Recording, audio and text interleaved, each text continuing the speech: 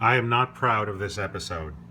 Here we have a copy of Jim Nabors' How Great Thou Art, for some reason. Clearly well after his Gomer Pyle days. This is from the early 70s, probably. And this was bought, obviously, at the Bandstand at Southgate, which was a large shopping district just south of Randall Park Mall, which, when it was built in 1976 near Cleveland, was the largest mall in the world. They had two of some stores. It was two stories. It was only the largest mall in the world for a short time. It was only successful for a short time. There's a whole mess of things you could talk about with that. But it started to put Southgate out of business.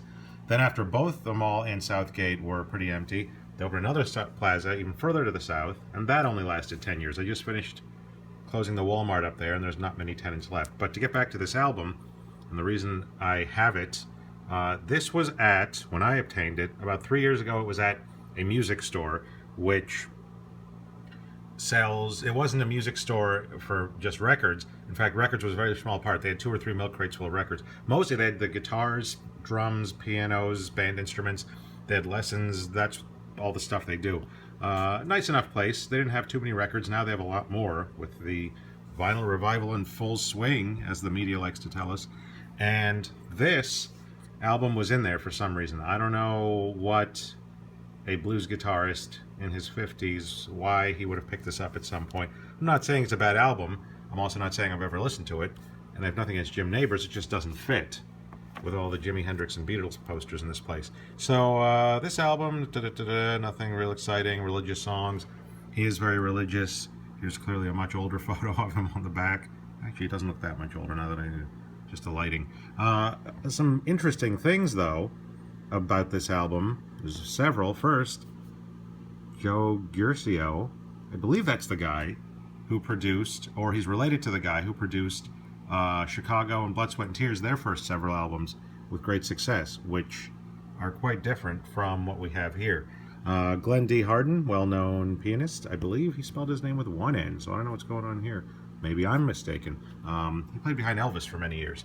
The reason I picked this up, when I saw the Southgate tag at the time, I thought, oh, that's interesting. But with it, shoved inside the shrink wrap, which came open a little bit when this was shoved in there, was this letter. And I found this very comical, so I thought, I have to grab this. Apparently this person, and I'm not going to show you her address, but that's Mrs. Kirk M. Reed.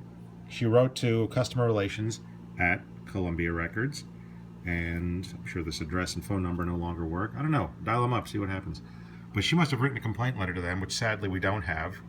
But here's the response from C.F. Clarkson.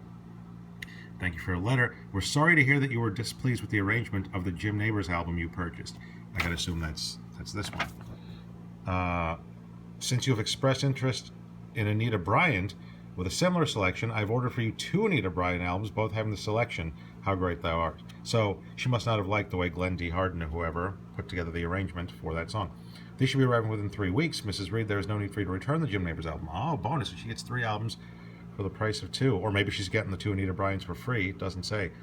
I hope that I have reinstated your confidence in Columbia Records and trust you enjoy your 2 albums when they arrive. So now that I'm reading this, maybe this had to do with Columbia House. It was a record club deal. And that's why they were able to order those 2 albums. I don't know. But actually, no, that can't be right because it's got the Southgate price code, which was a store. So this wasn't from the record club. But she must not have been happy at all with the arrangement of How Great Thou Art. And maybe she was a religious lady and she, in the letter, said, you know, I needed this for church and it's not working. I don't know. But this was a little before Anita Bryant's major controversies with the fruit pie and that sort of thing.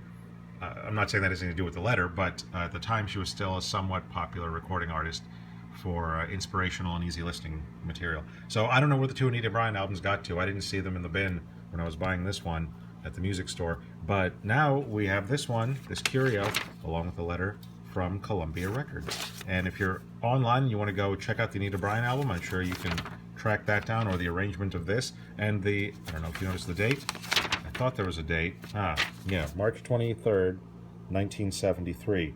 Which, actually, if you look at my other post about the Heathkit receiver, you may notice that that's just about the date that that was purchased as well. Very interesting. But if you want to look up the 1973 arrangement of Jim Nabors' How Great Thou Art, you can do that. I recommend, though, from '65, I believe, his what must be his first album because it's called Gomer Pyle USMC, and there's nothing on there from the show. It's just him in the cover, dressed that way, and with that as the title because that was the #2 show on TV in '65, and the songs are mostly country. And I used to have a copy of it. I don't anymore. Uh, but there's some interesting stuff on there. It's a little more upbeat and corn pone country-ish comedy. If you like Hee Haw, you'll enjoy that. The comedy parts of Hee Haw, you'll like that album. But for now, that's what's happening with this album from several years later.